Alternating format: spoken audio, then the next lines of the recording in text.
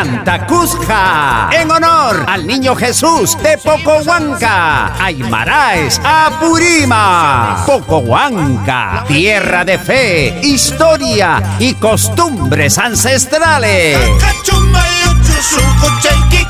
Mayordomos, señora Vicentina Díaz Jiménez. Joven, Max Rosel Llamosa Díaz. Prioste, Ediluna Guamaní Llamosa. Maricielo Llamosa Díaz. Hacen la cordial invitación a todos los familiares, amigos, compoblanos y al público en general de Pocohuanca, Chanta, Tiaparo, Piscoya, Huancapampa y Huancaquita al tradicional Gran Leñada Yantacuzca 2026 en honor al Niño Jesús de Pocohuanca. Vengan a compartir con nosotros esta hermosa tradición de fe y hermandad. El día sábado 30 de mayo 2026. Lugar Pocohuanca, Aymaraes, Apurima. Sírvanse pasar a desayunar a las 6 de la mañana en la Casa de los Mayordomos y Prioste 2026.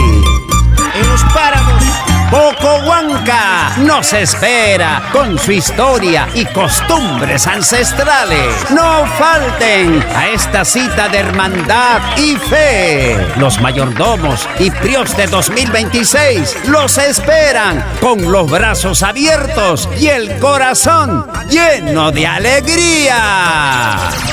Producciones, costumbres y más, siempre difundiendo nuestras costumbres ancestrales.